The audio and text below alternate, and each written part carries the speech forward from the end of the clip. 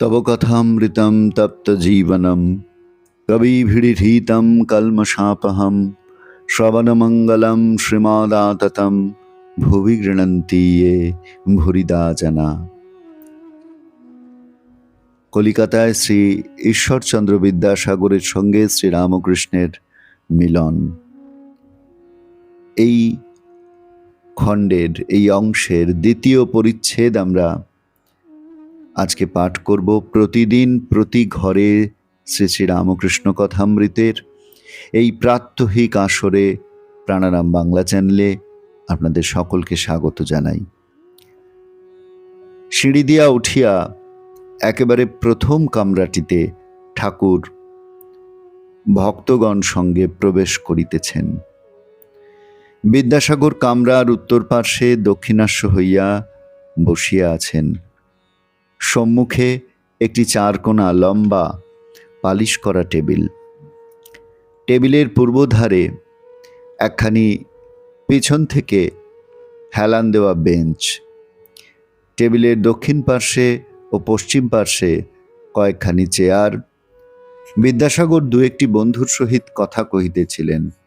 ঠাকুর প্রবেশ করিলে পর বিদ্যাসাগর দণ্ডায়মান হইয়া অভ্যর্থনা করিলেন।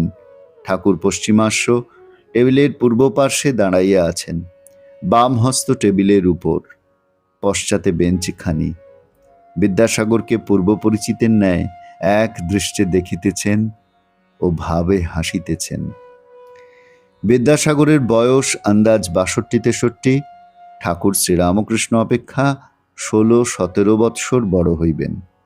পরনে থান কাপড়, পায়ে চটি জুতা, গায়ে একটি হাত কাটা ফ্লানেলের জামা। মাথার চতুর্পার্শ্ব উড়িষ্যাবাসীদের মতো কামানো। কথা কহিবার সময় দাঁতগুলি উজ্জ্বল দেখিতে পাওয়া যায়, দাঁতগুলি সমস্ত বাঁধানো। মাথাটি খুব বড়, উন্নত ললাট ও একটু খর্বাকৃতি। ব্রাহ্মণ, তাই গলায় উপবীত। বিদ্যাসাগরের অনেক গুণ। প্রথম, বিদ্যানুরাগ।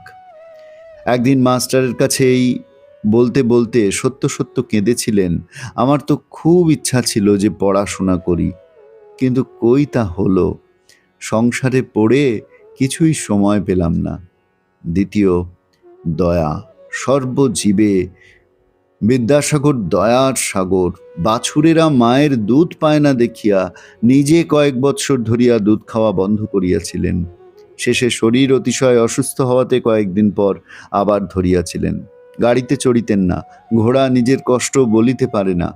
একদিন দেখিলেন একটি মোটে কলেরা রোগে আক্রান্ত হইয়া রাস্তায় পড়িয়া আছে, কাছে ঝাঁকাটা পড়িয়া আছে। দেখিয়া নিজে কোলে করিয়া তাহাকে বাড়ি আনিলেন ও সেবা করিতে লাগিলেন। তৃতীয়, স্বাধীনতা প্রিয়তা। কর্তৃপক্ষদের সঙ্গে একমত না হওয়াতে সংস্কৃত কলেজের প্রধান অধ্যক্ষের, প্রিন্সিপালের কাজ ছাড়িয়া দিলেন। চতুর্থ, লোকাপেক্ষা করিতেন না।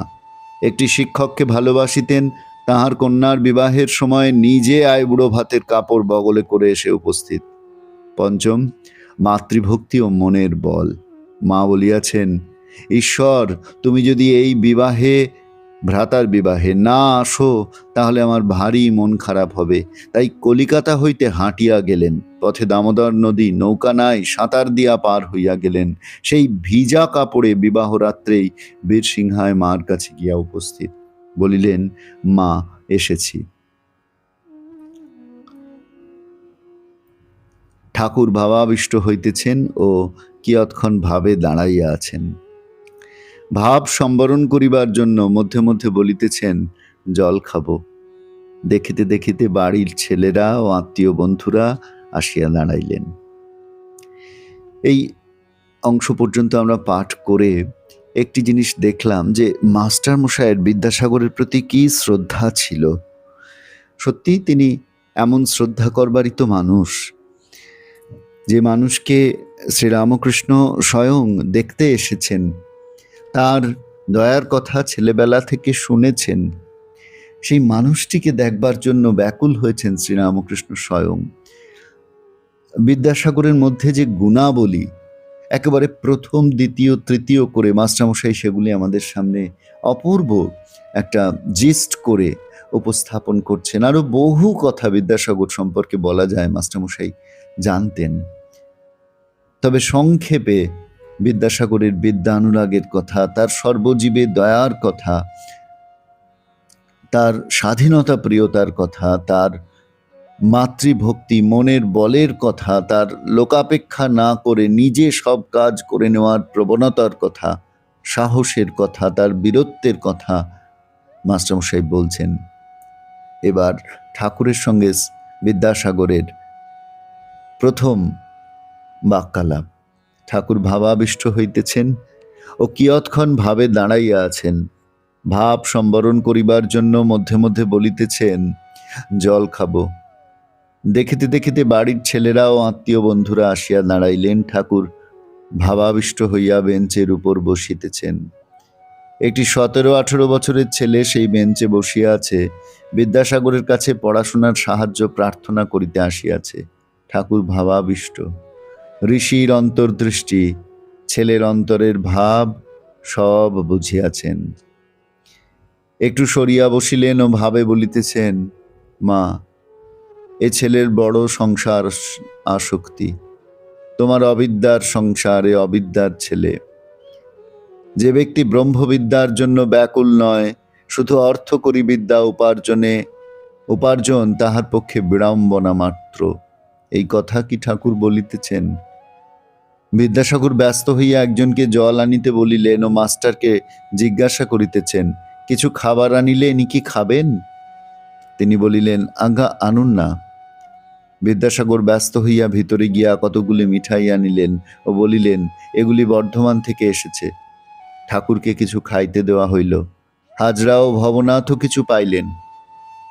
মাস্টারকে দিতে আসিলে পর বিদ্যাসাগর বলিলেন, ও ঘরের ছেলে, ওর জন্য আটকাচ্ছে না। ঠাকুর একটি ভক্ত ছেলের কথা বিদ্যাসাগরকে বলিতেছেন। সে ছোকরাটি এখানে ঠাকুরের সম্মুখে বসেছিল। ঠাকুর বলিলেন, এ ছেলেটি বেশ সৎ, আর অন্তঃসার যেমন ফল্গু নদী, উপরে বালি, একটু খুঁড়লেই ভিতরে জল বইছে দেখা যায়। মিষ্টমুখের পর ঠাকুর সহাস্যে বিদ্যাসাগরের সঙ্গে কথা কহিতেছেন। দেখিতে দেখিতে একঘর লোক হইয়াছে, কেহ উপবিষ্ট, কেহ দাঁড়াইয়া। শ্রীরামকৃষ্ণ, আজ সাগরে এসে মিললাম। এতদিন খাল, বিল, হদ্দ, নদী দেখেছি, এইবার সাগর দেখছি। সকলের হাস্য। বিদ্যাসাগর সহাস্যে, তবে নোনা জল খানিকটা নিয়ে যান। শ্রীরামকৃষ্ণ, না গো, নোনা জল কেন? তুমি তো অবিদ্যার সাগর নও, তুমি যে বিদ্যার সাগর, তুমি ক্ষীর সমুদ্র। সকলের হাস্য। বিদ্যাসাগর, তা বলতে পারেন বটে। বিদ্যাসাগর চুপ করিয়া রহিলেন। ঠাকুর কথা কহিতেছেন। আজকে আমরা এই পর্যন্তই পড়ব বন্ধু। প্রথমত, বিদ্যাসাগরের যে উন্নত চরিত্রের কথা মাস্টারমশাই আমাদের স্মরণ করিয়ে দিয়েছেন, সেটি আমরা স্মরণ মনন করব, সেটিকে আমরা মনে রাখব। আর দ্বিতীয়ত, প্রথম কথাতে শ্রীরামকৃষ্ণ বিদ্যাসাগরকে যে অপূর্ব কথাটি বললেন, বিদ্যাসাগরকে দেখে তিনি সাগর বললেন।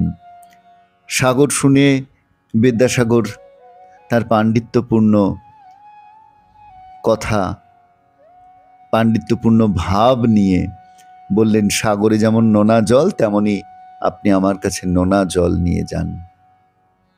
আপাতভাবে অশিক্ষিত দক্ষিণেশ্বর মন্দিরের এই ব্রাহ্মণ পুরোহিত পরমহংসদেব বলে যিনি খ্যাত, তিনি এর উত্তরে যে কথাটি বললেন সেটি প্রমাণ করে দেয় যে শ্রীরামকৃষ্ণের ভেতর একেবারে অপূর্ব জ্ঞানের সুষমামণ্ডিত শ্রীরামকৃষ্ণের অন্তরটি যে পূর্ণ হয়ে রয়েছে, এবং সেই পূর্ণ কলস থেকে তিনি যেমন ইচ্ছা বিতরণ করতে পারেন। এই ছোট্ট একটি কথা আমাদের যেন সেটি আবার স্মরণ করিয়ে দেয়। না গো, নোনা জল কেন? তুমি তো অবিদ্যার সাগর নও, তুমি যে বিদ্যার সাগর, তুমি ক্ষীর সমুদ্র। তুমি শুধু বিদ্যার সাগর নও, তুমি ক্ষীর সমুদ্র বটে। বিদ্যাসাগরকে দেখে তার সামনে শ্রীরামকৃষ্ণ এই কথাটি উচ্চারণ করছেন। বিদ্যাসাগর বুঝলেন যে শ্রীরামকৃষ্ণ তার সবটা দেখতে পাচ্ছেন, তাই বললেন, তা বলতে পারেন বটে। এই অপূর্ব সাক্ষাৎকারের আরও বেশ খানিকটা আমরা অনুধ্যান করবার চেষ্টা করব বন্ধু।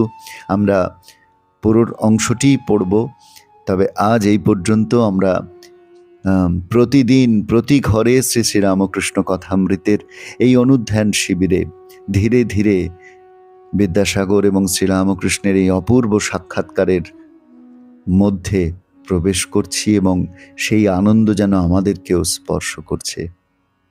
আমরাও যেন ওই বাদুর বাগানের বাড়িতে শ্রোতা হয়ে, দর্শক হয়ে উপস্থিত হয়ে পড়ছি এবং দেখতে পাচ্ছি শ্রীরামকৃষ্ণ বিদ্যাসাগরের মধ্যে অপূর্ব সেই কথোপকথনটি।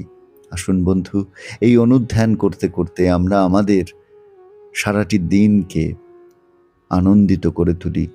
সারাটা দিন যেন আমাদের এই চিন্তায়, এই মননের মধ্যে কাটে। এই প্রার্থনা ঠাকুরের চরণে জানিয়ে আজকের পর্বে আমরা ইতি টানছি। আবার আগামীকাল আপনাদের সঙ্গে সাক্ষাৎ হচ্ছে।